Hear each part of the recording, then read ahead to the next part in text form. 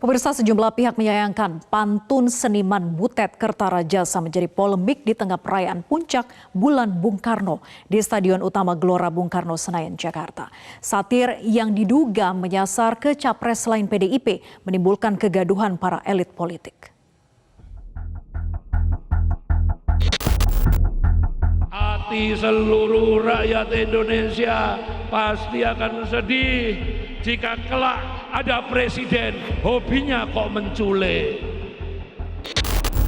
Itulah monolog seniman Butet Kertarajasa dalam puncak Bulan Bung Karno yang digelar di Stadion Utama Gelora Bung Karno, Jakarta, Sabtu 24 Juni 2023. Butet tak hanya menyanjung bakal capres PD Perjuangan Ganjar Pranowo.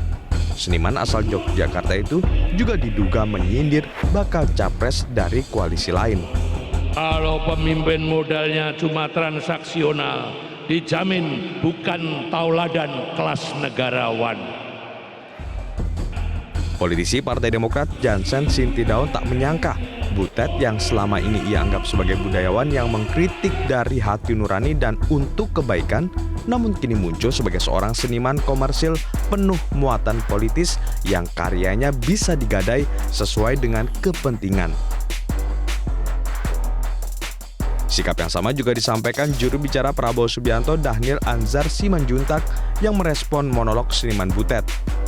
Dhanil menjelaskan Prabowo dan Gerindra tak ingin memperparah kebencian dalam kompetisi politik. Mantan Ketua Umum Pemuda Muhammadiyah itu mengingatkan tetap berkompetisi sehat tanpa mengorbankan persatuan.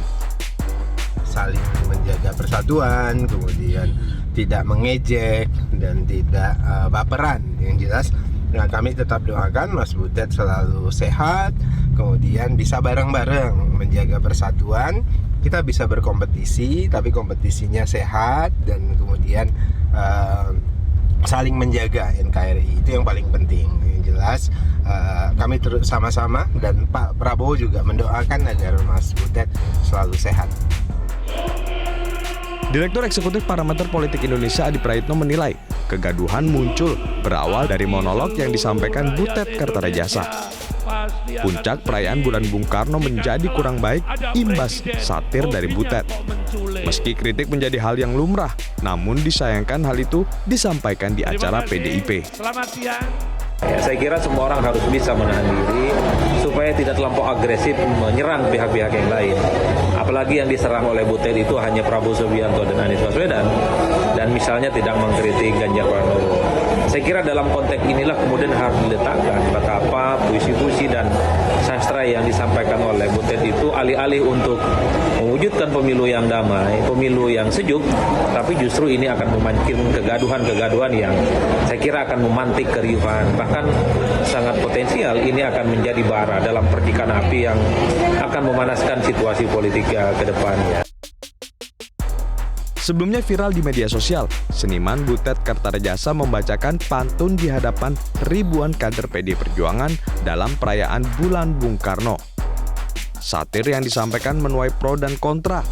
Tak hanya dianggap sebagai upaya menaikkan elektabilitas Ganjar di Pilpres 2024, melainkan juga menjatuhkan lawan dengan narasi kebencian. Dari Jakarta, Tim Liputan Metro TV.